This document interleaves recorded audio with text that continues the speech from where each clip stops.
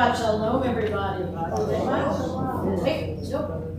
Shabbat Shalom, everybody. Shabbat Shalom. There we go. Look at that beautiful, loud, excited, enthusiastic Shabbat Shalom.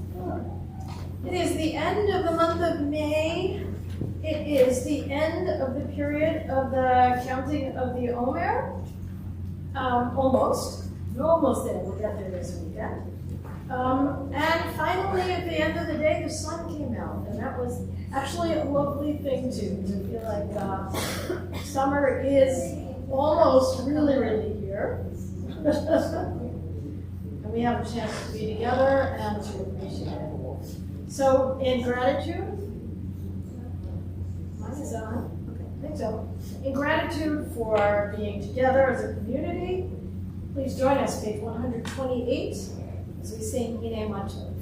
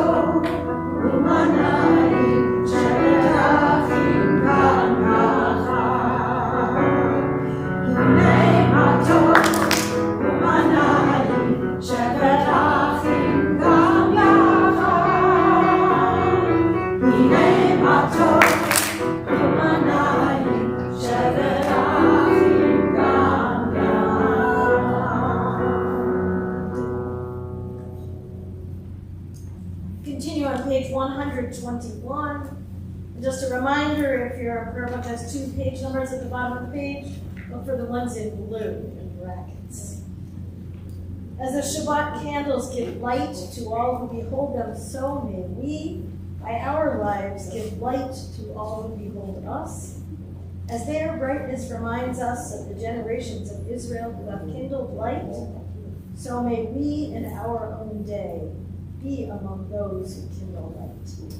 On the facing page 120, we turn now to the lighting of the candles.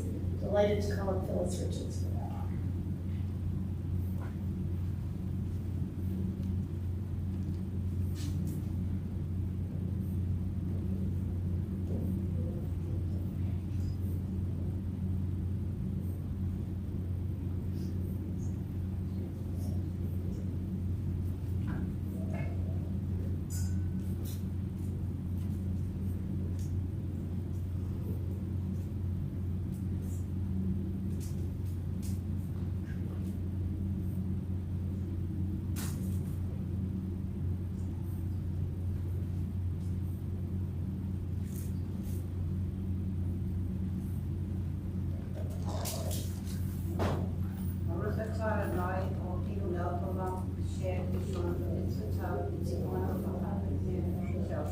Amen.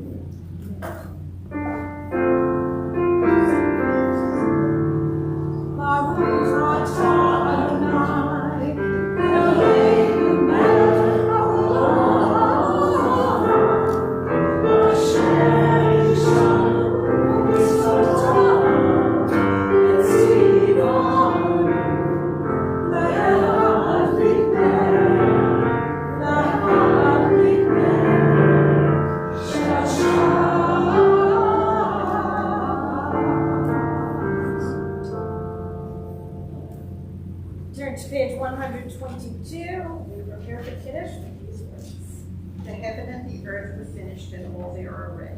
On the seventh day, God finished the work that God had been doing, and God ceased on the seventh day from all the work that God had done. And God blessed the seventh day and declared it holy, because on it God ceased from all the work of creation that God had done.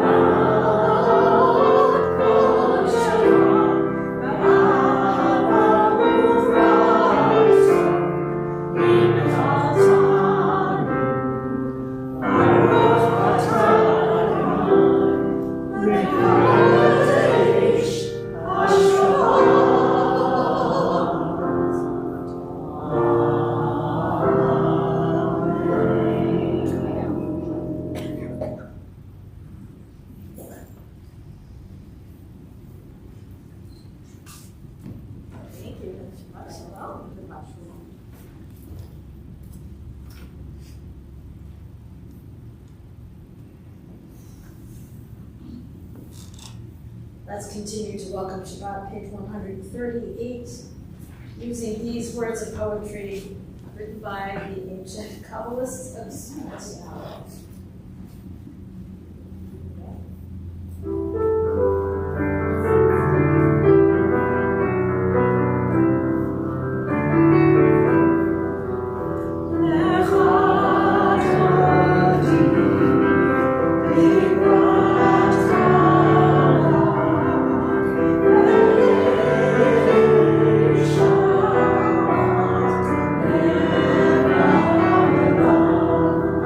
Yeah.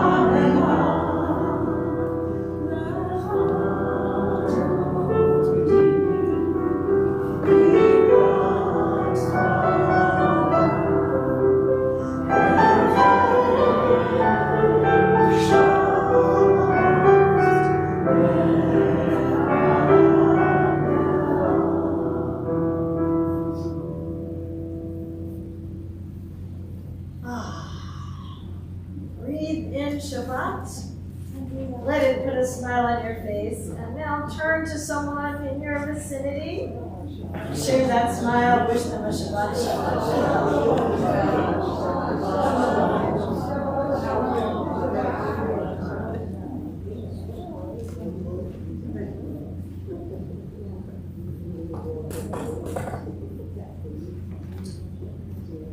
Continue on page 146 with the words of the Baruch.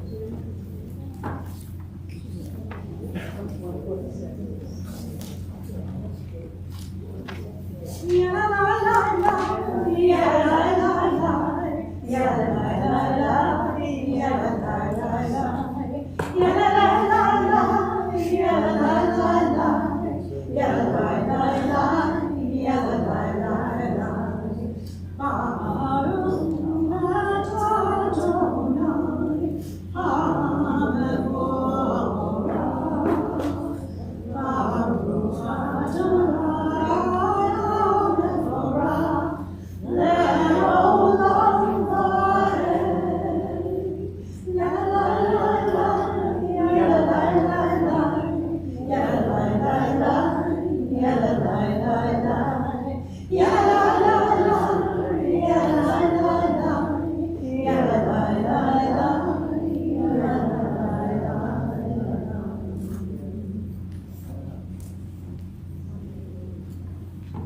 Every life, every day, every season is made up both of periods of darkness and of light.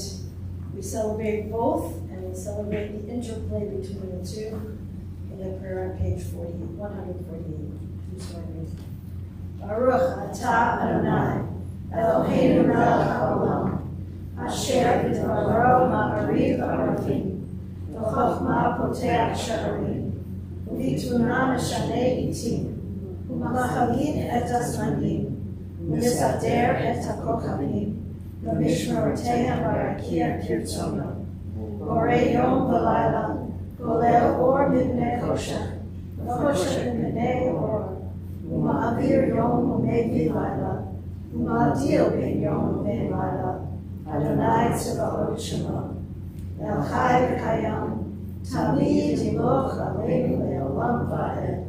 Baruch atah Adonai, Amariv Aravim. Ahavat Olam, everlasting love, you offered your people Israel by teaching us Torah and mitzvot, laws and precepts. Therefore, eternal God, when we lie down, when we rise up, we will meditate on your laws and your commandments. We will rejoice in your Torah forever. Day and night we will reflect on them. They are our life, and doing them lengthens our days. כי הם חיינו ולאורך ימינו ובהנהי יום ולילה באהבתך אל תסיר ממנו לעולמים. ברוך אתה אדוני אוהב עמו ישראל ששמע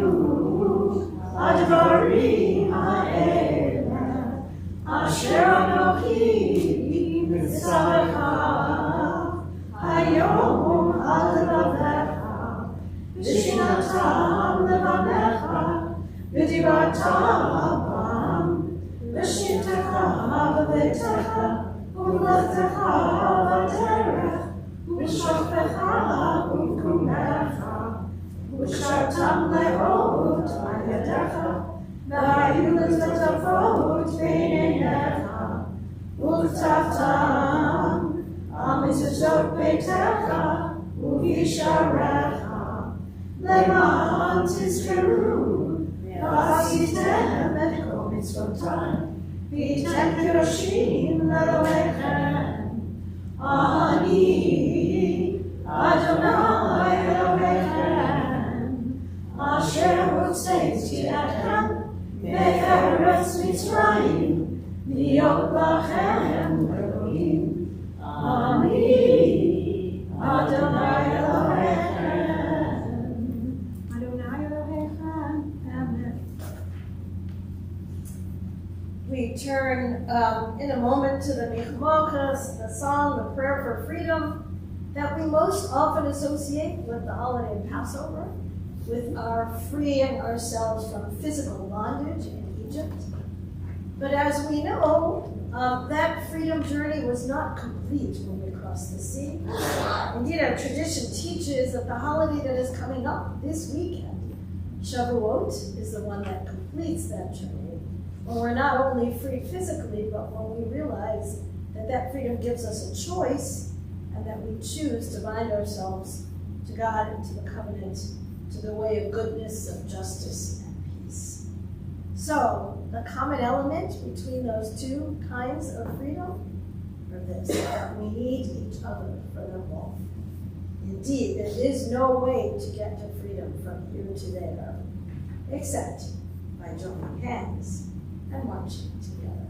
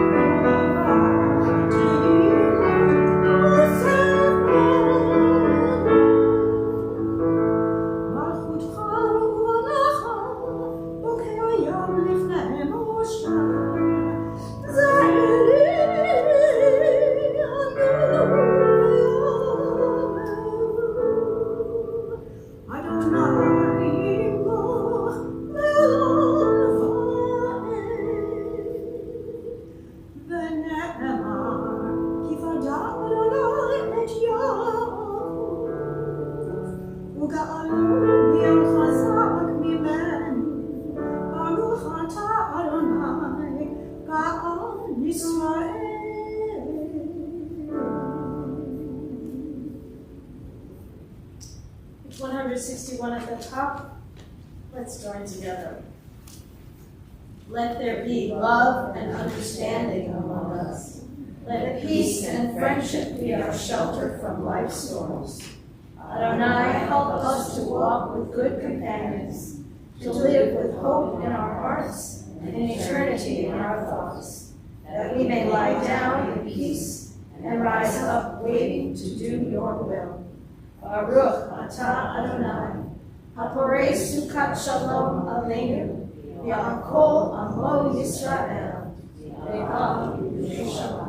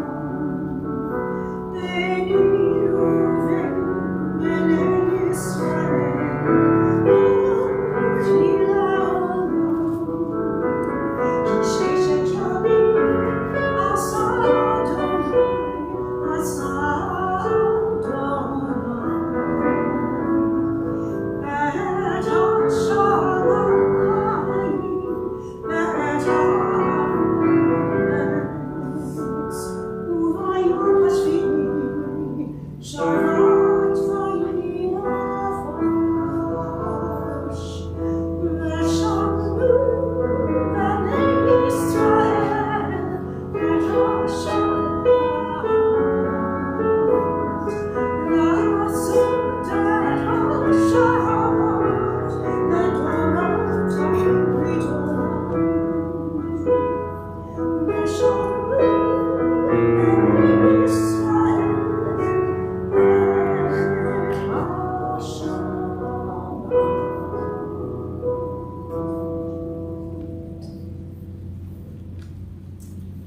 an envelope marked personal, God addressed me a letter. In an envelope marked personal, I give my response. Let's turn together to the personal words beginning on page 164. The Tefillah, the Amidah prayer. I invite you to rise.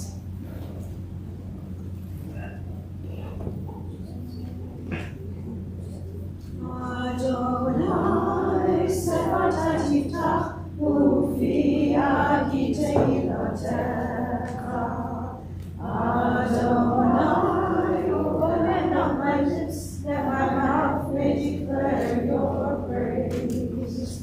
Baruch atah Adonai, Eloheinu, Elohei Avotenu Imotenu, Elohei Avraham, Elohei Yitzhak, Elohei Yaakov, Elohei Sarah, Elohei Rivka, Elohei Rachel, Elohei Leah, Ha'el HaGadol HaGibor HaNorah, El Yaakov, Gomel Chasadim Tovim, Lekoneh Hakol, Mezocher Chasdei V'Imahot, U'Mediget B'Lalim Ne'Bnehem, Le'man Shemo B'Ahava, Melech Ozer U'Moshiach U'Magin, Baruch atah Adonai, Magin Avraham, Ve'ezrat Sarah, Atah Gibor Elanai,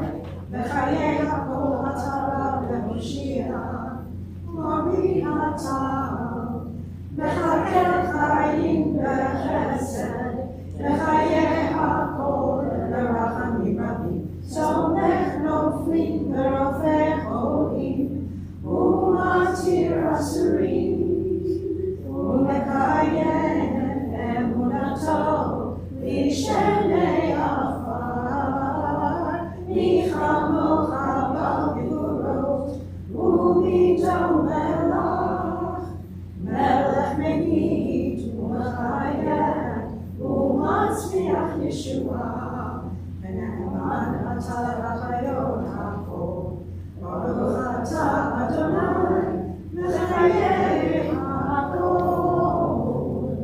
Atah kadosh v'shimcha kadosh, u'kedoshim b'chol yom yahalalucha asara. Baruch atah Adonai, Ha'el HaKadosh. You may be seated. Join me on the top of page 173 in this prayer for Shabbat.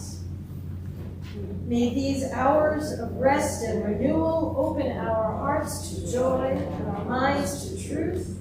May all who struggle find rest on this day. May all who suffer find solace. May all who hurt find healing on this day. May all who despair find purpose. May all who hunger find fulfillment on this day. And may this day fulfill its promise. Baruch atah Adonai, Mekadesh Shabbat. 175, ever-present one. May we, your people Israel, be worthy in our deeds and our prayer, wherever we live, wherever we seek you. In this land, in Zion, restored in all lands, you are our God, whom alone we serve in reverence. Baruch atah Adonai, she'otecha levadcha b'yirah na'amod. Let's read at the bottom of page 177 together this prayer of gratitude. When we behold your heavens, the work of your fingers, the moon and stars that you set in place, what are we humans that you are mindful of us? We mortals that you take note of us. You made us little less than divine, adorned us with glory and majesty. You gave us dominion over your handiwork, laying the world at our feet, How majestic is your name throughout the earth. Baruch atah Adonai, Atov Shimcha, U'lecha Na'ed L'Olamot.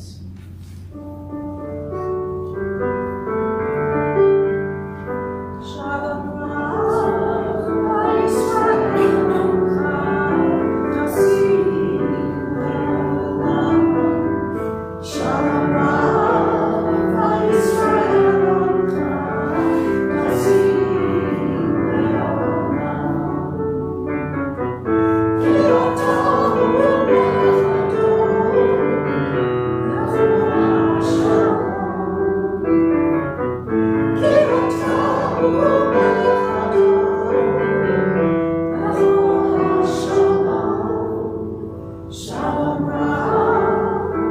Yisrael,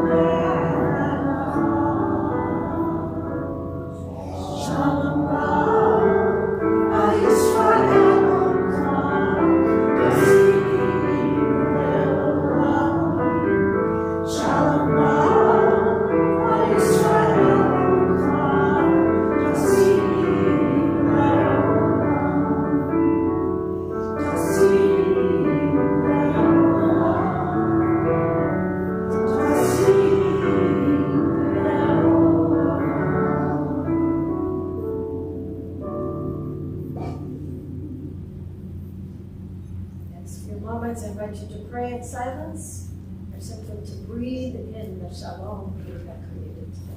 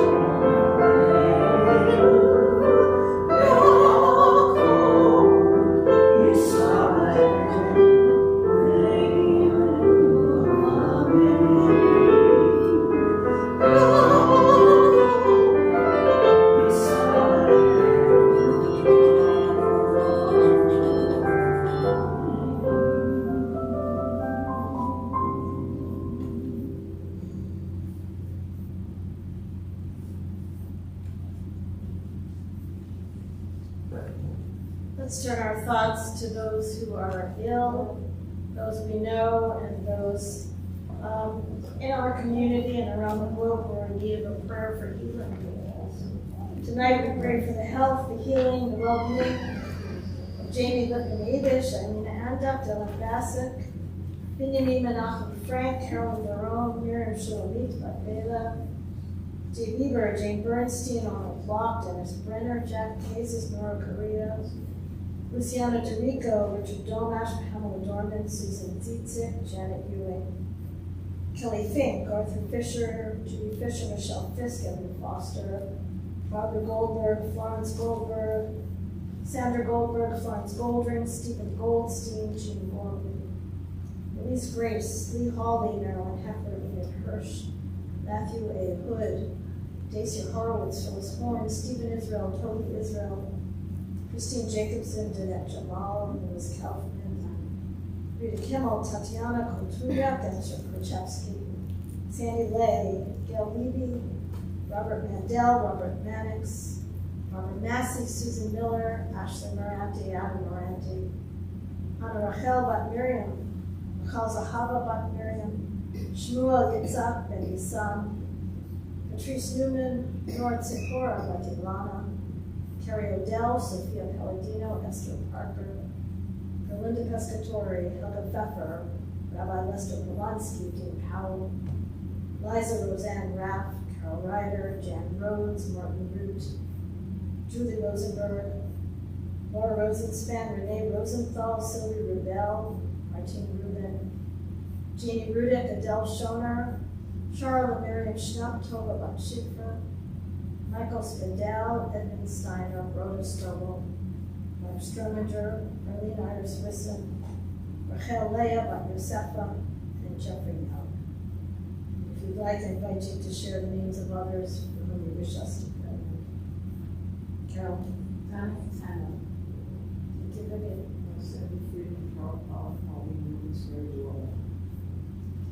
Thank you, Cheryl. Marie Hardy, Maria Kunda, Bill Gilman, and the water. Thank you. Others on this side. On this side of the section. We want a blessing be with all of those whose names we've shared aloud, as well as those we hold in our hearts, bring each and every one of them to heal us. Baruch atah Adonai Rafeacho, we praise you, Holy One, the source from whence healeth flows. If you wish, please join us on page 370.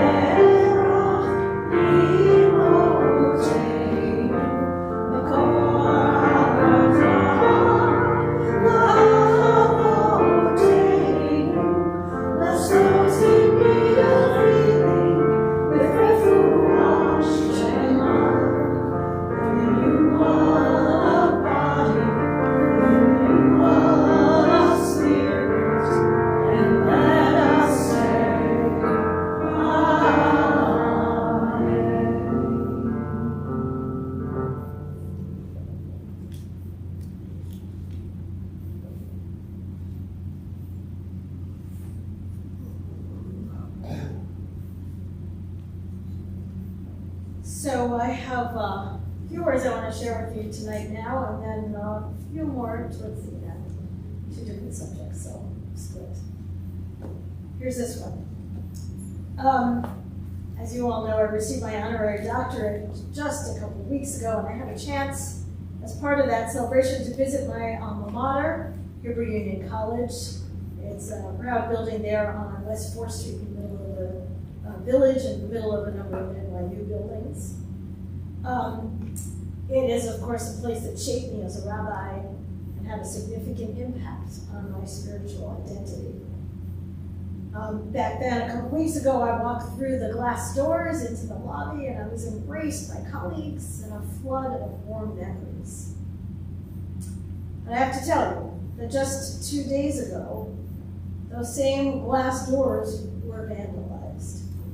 I saw this on Facebook. I did not have a chance to revisit that place, but someone had spray painted in large purple letters one simple word on both sides of the door: Gaza. That's what it says. So this, of course, as you might expect, released a whole flood of conversation in my Facebook feed, particularly from my colleagues. Also, all of us, for all of us, that building is very near and dear. And we're, of course, horrified, right? This is clearly an act of anti-Semitism. It comes on the heels of the heinous murder of Sarah Milgram and Yaron Lishinsky on May 21st. And in both cases of very different acts, they make the horrible and awful assumption that Jews, generalized, are to be hated and to be blamed for what's happening in Gaza. I think this was an act of cowardice as well, meant to intimidate all the people who work there and study there, and probably meant to intimidate us too. It's a scary time we live in. We have become the victims of hatred, and that hatred has somewhat become more socially accepted. Pause that thought, and I'm going to turn for a moment to the very beginning of this new book of the Torah that we are reading. This is Bamidbar, the book of Numbers. We open the portion named Bamidbar. And it begins with instructions to take a census. The Israelites were to count the number of soldiers that could be called upon to bear arms. And indeed, much of this first parsha, this first section of the Torah portion, is numbers. It gives us the number of people in each tribe and counts laboriously through them all. Often reading these verses, they can feel a little bit dry and a bit monotonous. But our commentators see this counting as differently than that. It's Rashi in particular, who I think of, who first taught me this interpretation of those numbers, which is simply this: that by counting the heads, literally the metaphor in Hebrew, Su'u et Sharim, Su'u et Roshem, lift up their heads. By lifting up each head of each person and counting them, everybody was made aware that every one of those people was a human being. Each one of them had their own families, their own stories, their own strengths and weaknesses. And each one of them, every one of those souls counts. Each one is an integral part of the whole. Indeed, we know this not only from the Torah and our commentary, but also from the Talmud. You no doubt know one of the famous verses in the Talmud that was used in the movie Schindler's List. That was, I think, inscribed on the ring. The one who saves one life, it is as if they have saved an entire world.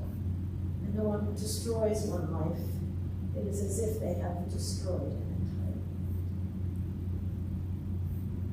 entire. Part 3. You no doubt read some of this news as well. A doctor, Dr. Ala Al-Najjar, had left her 10 children at home last Friday when she went to work in the emergency room at the Nasser Medical Complex in southern Gaza. And hours later, the bodies of 7 children, most of them badly burned, arrived at the hospital. And it turned out that those 7 children were Dr. Najjar's own children. 7 of her 9 children who were killed in an Israeli airstrike on her family's home The other two, I think, were treated in the hospital. I don't know their current condition. Her husband was also a doctor, was treated there as well. With all my heart and soul, I condemn anti-Semitism. I condemn the people who wrote, spray painted the word Gaza on my precious Hebrew Union College.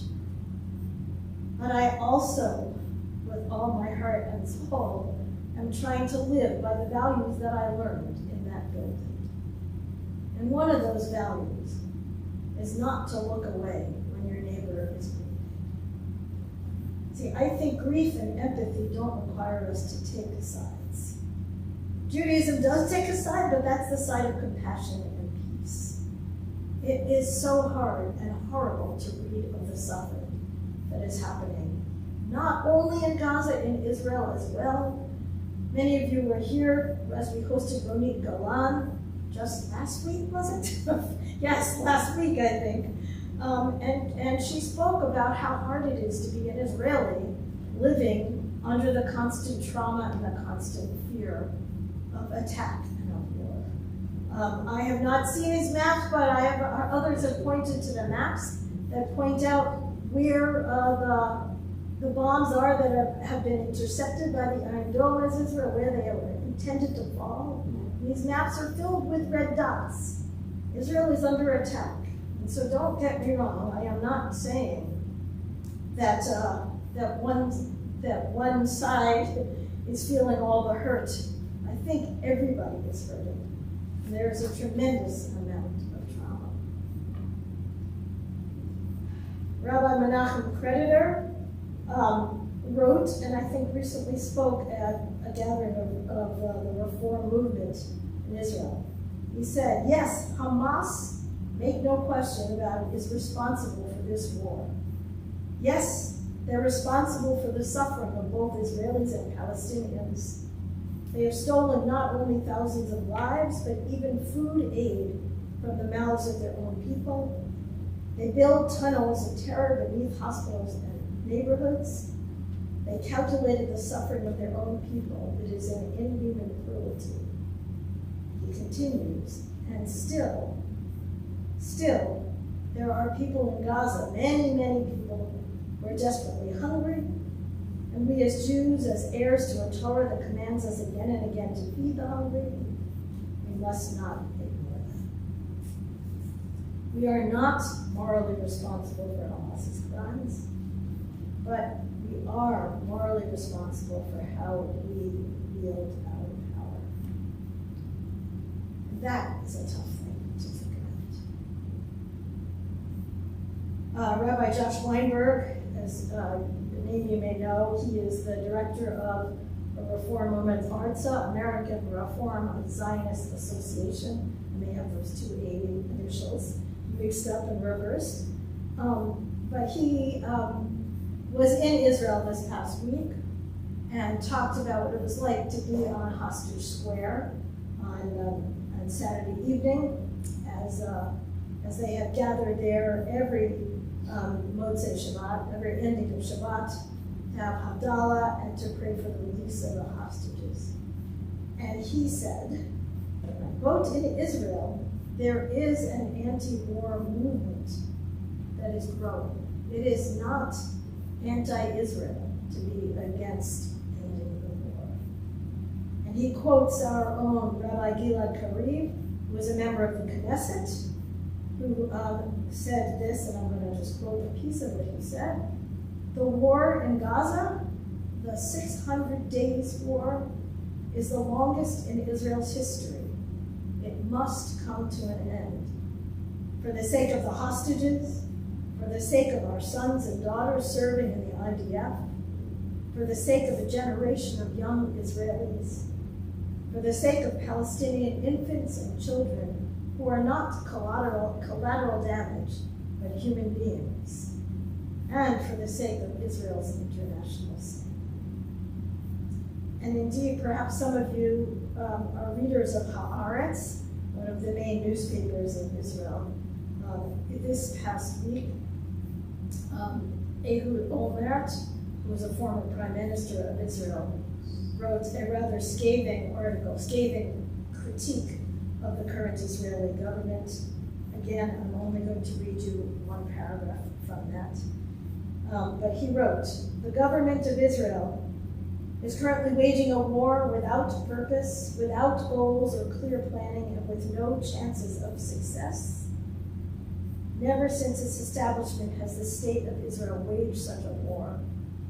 The criminal gang headed by Benjamin Netanyahu has set a precedent without equal in Israel's history in this area too." He continues, "What we are doing in Gaza is a war of extermination, indiscriminate, unrestrained, brutal, and criminal killing of civilians. Yes, we are committing war crimes." Friends, you may not agree with that stance, and I have to confess that I am always humbled when I hear anybody from Israel speak about what's happening there. I don't profess to have all the answers, but I do want to remain true to my heritage as a Jew, and I want to recognize that it is not anti-Semitism for us to critique the war. It is anti-Semitism to blame the Jews for the war, to blame the Jews for what's happening in Gaza. But it is not anti-Semitism for us to say it is time for this war to end. We all need to be staunch in fighting anti-Semitism here and around the globe. We all need to live Judaism proudly and out loud. And we need to continue to condemn and call out all the atrocities that Hamas is continuing to commit. But at the same time, I suggest we need to be Jews. Let's continue to care for those suffering of all stripes. Every precious one of us count. And let us continue to do what we can to ease that suffering. And God willing, someday create a world of peace. Can we do that someday, please?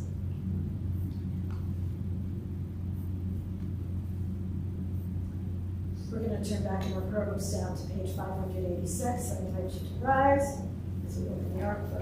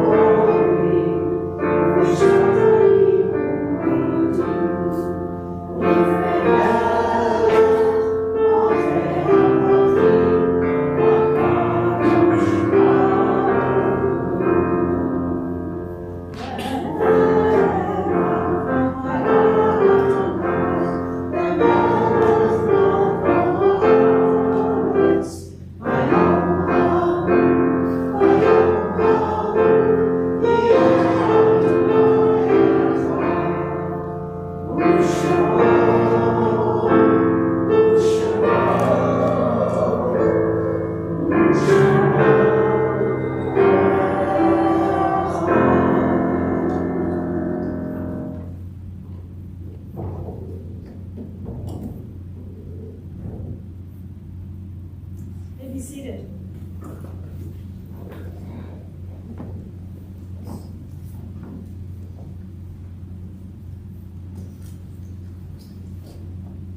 Let's turn now to those who departed this earth, our own loved ones, those whom our friends and our neighbors have lost, the martyrs of our people whose graves are unmarked, those of every race and every nation whose lives have been a blessing to humanity. As we remember them, we meditate on the meaning of love and loss, and of life and death. As always, I invite you to rise and hear the name of the loved one you are recalling this evening. Tonight, in this period of Shoshim, the first 30 days of passing of mourning, we remember Barry Volkman, remembered by Rosalind and Burton Trump.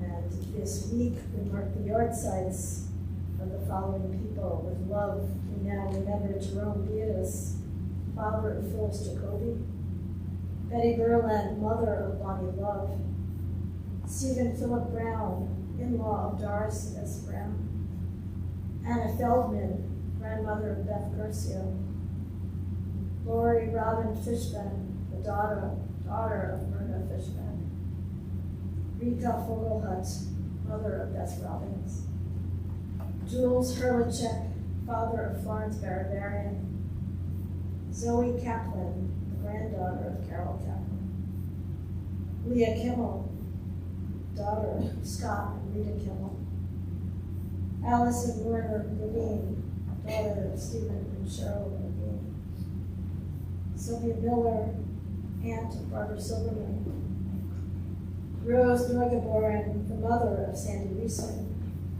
Solomon Oken, grandfather of Lynn Moser, Samuel Rand, uncle of Mark Rand, Rose Schoner, aunt of Lori Panetta, Edward Spool, father of Barry Spool, grandfather of Andrea Comanchero, Yetta Weiss, mother of Carolyn Weisfeld, and Leon Zeidman, father of Howard Zeidman. Would anybody like to share with us any additional names, people you are remembering this evening? As Monday was Memorial Day, Private First Class Stanley Sandberg, who died in action at age 19 on December 17, 1940.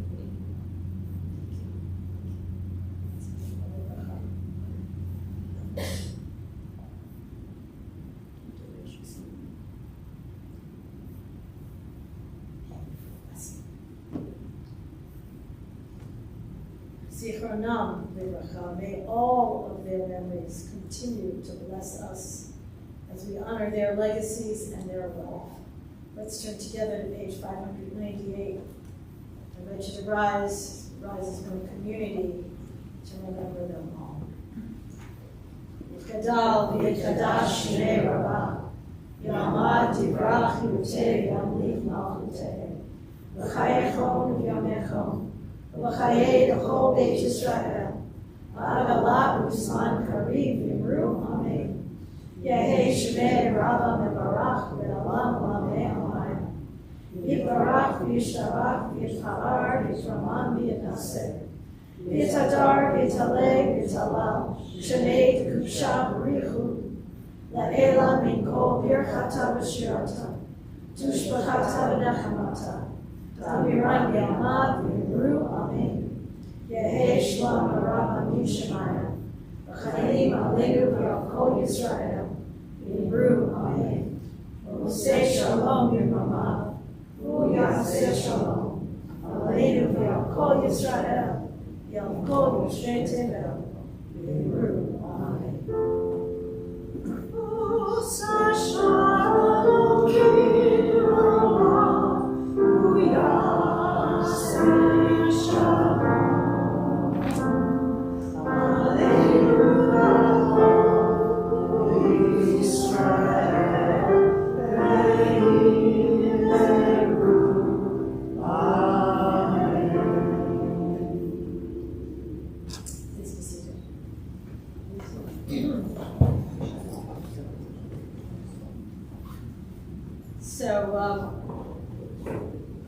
This is the last Shabbat this year that I can say this.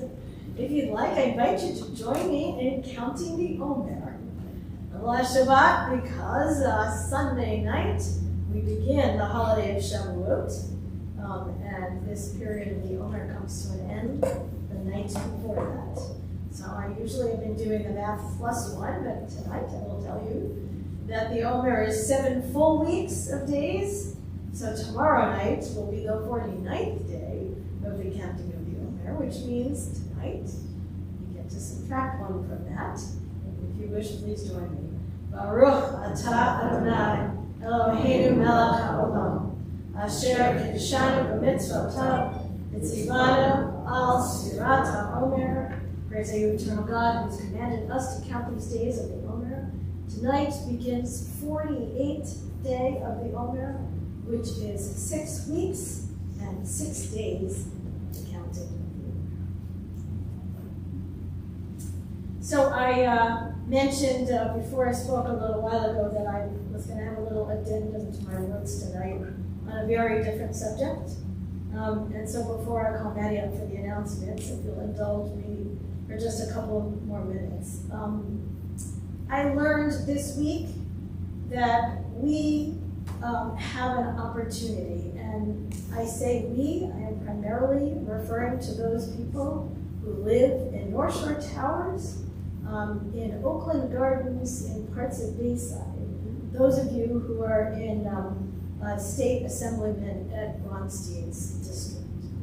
What is this opportunity, you're asking? What is she talking about? Here's the deal, and I'm going to try to make it succinct. And I have lots more information, which I'm not going to share right now. But some of you may have heard about the HEAT Act. HEAT is an acronym, but this is an act that is being deliberated by the current New York State Assembly and Senate, and which we are hoping will pass out of committee so that we can enable it to have a vote in the full House. And State Assemblyman Bronstein is the keeper of the keys to determine whether this bill gets to have a vote in the House or not. It has to come out of his committee in order for that to happen. So let me give you just a few very brief facts and then explain why I think this is important for you to know.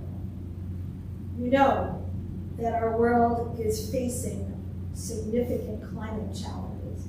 Climate change is a big deal. We are on the brink and the clock is ticking. What you may not know is that our state, New York State, puts out emissions on the same scale as many industrialized countries. Not talking about the United States, I'm talking about our own New York State. More so, we emit more emissions than the state of Israel, just to give you one example. Okay? What causes the emissions that cause climate change? You might think it's our cars, but actually that's not the greatest perpetrator. The biggest problem is our buildings, and it's our dependency on gas. So if we want to tackle climate change in our state, we have to begin a smart and reasonable and cost-effective transition away from using natural gas. The HEAT Act attempts to do that. The HEAT Act enables us to stop prioritizing the gas companies as we look to create new buildings and to serve communities as the current infrastructure wears out. It helps us to stop doing that. It removes the legal quote-unquote obligation to serve, and I can explain that term on the ONEG if you're interested. But I can tell you that it is not taking away anybody's appliances or any gas. It is a slow, steady opportunity for transition. It's an opportunity because any community would have to vote to accept this. And it is cost effective. It actually ends up benefiting both the utilities and the consumer. So we want this act to go forth to our legislature, and we are running out of time. This is the reason why I'm telling you this tonight. Why am I telling you? This week, if you are in one of the areas that I talked about in Assemblyman Bronstein's district, you're most likely going to be getting a phone call from me or from somebody on our social action committee who asking you to, with great assistance, a whole script in front of you, make one simple phone call to Assemblyman Bronstein's office to just say, I urge you to support this and taking it to Congress. And that's all. You'll have tons of background, but you will not be talking to the assemblyman himself. You will most likely be talking to someone who will take notes for him. But the more people we can get to show that this matters, the more likely it will have its say in front of the whole assembly. So I was talking to Ben Elkind today. Ben Elkind is the head of the Religious Action Center for New York, RAP New York. So he knows about all of the lobbying potential and all of the bills that have faced New York State for the past several years. And he said to me, Rabbi Scheinberg, this is your community's moment. You have the ability to attempt to make a difference in a way that can seriously make a difference in the future of what this state does vis-a-vis climate change. So, as I said, I'm happy to say more, to share more data and documents. I don't want to make this a whole lecture now, but I do urge you to consider the possibility of signing up. We are aiming to get 25 people from our congregation to make that call this week. Those are all my announcements. Now I turn the floor over to Maddie Wolf for some more regularly scheduled.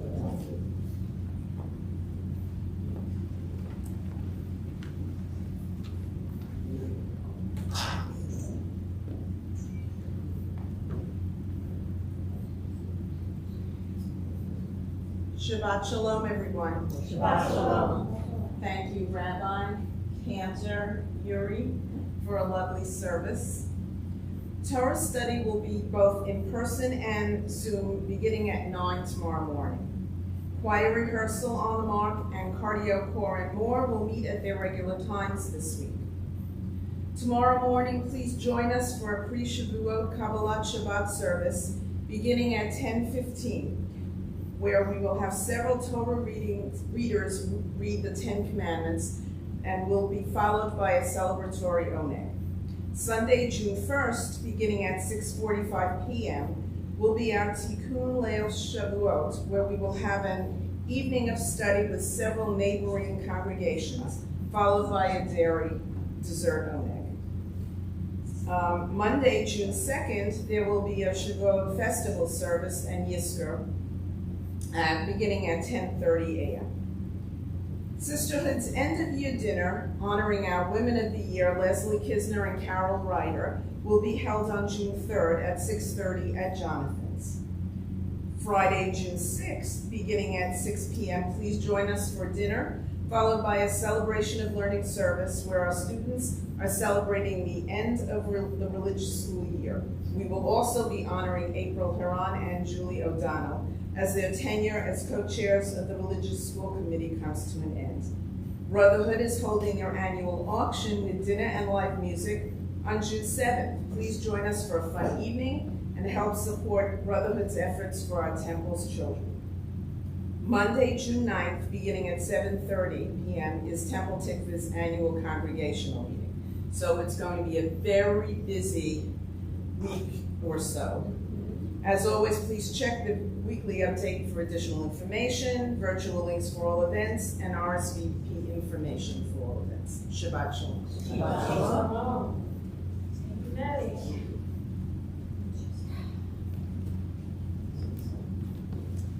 We're going to conclude on page 632. Song Adir, even if you don't know all the words, you can see the sort of refrain in the first two lines. EPL, Barach, called Israel. May all of Israel be blessed. Thank you.